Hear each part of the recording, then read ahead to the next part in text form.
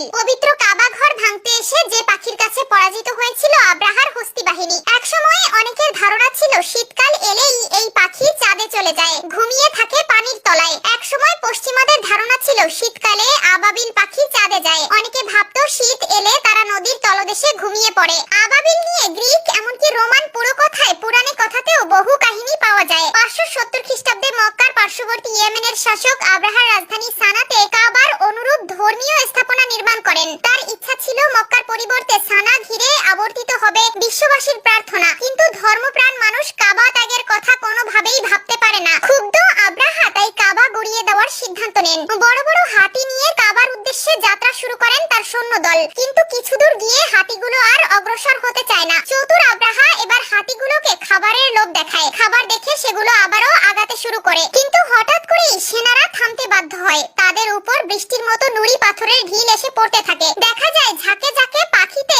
আকাশ ছেয়ে গেছে, তারাই ছুটছে সব ঢিল। এভাবেই বৃহদাকার প্রাণীর পথ আটকে দেয় আকারে ক্ষুদ্র পাখি। পবিত্র কোরআন শরীফে উল্লেখ আছে আবাবিল পাখির কথা। গ্রিক রোমান পুরাণের কথাতেও বহু কাহিনী পাওয়া যায়। ইংরেজি নাম সোয়ালো। ইউরোপে পাখিটি বার্ন সোয়ালো বা গোলাঘরের পাখি হিসাবেও পরিচিত।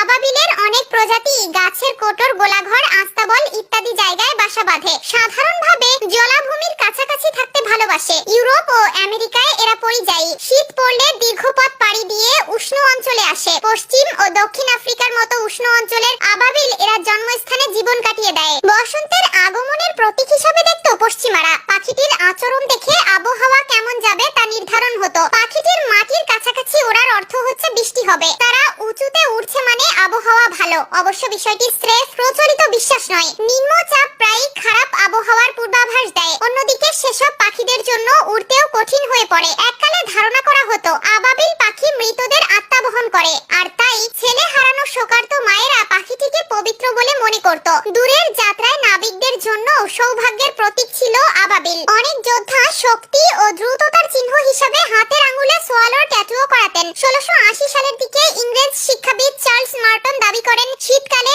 আবাবিল পাখি চাঁদে যায়। শীতকালে তাদের দেখা যায় না তা সকলেই জানতো, কিন্তু সে সময়ে তারা কোথায় যায় এ বিষয়ে কোনো ধারণা ছিল না। মার্টন পাখিদের অনেক অনুসন্ধান করেও খোঁজ না পেয়ে এ তথ্য দেন। মার্টনের ঘটনার প্রায় 70 বছর আগেই গ্যালিলিও চাঁদে পাহাড় ও সমুদ্র খুঁজে পাওয়ার দাবি করেন। সম্ভবত তিনি ফ্রান্সিস গডউইন 1638 সালে প্রকাশিত the man in the moon উপন্যাসও পড়েছিলেন। উপন্যাসটিতে চাঁদে গিয়ে এক ব্যক্তি ঝাঁকে ঝাঁকে পাখির দেখা পান।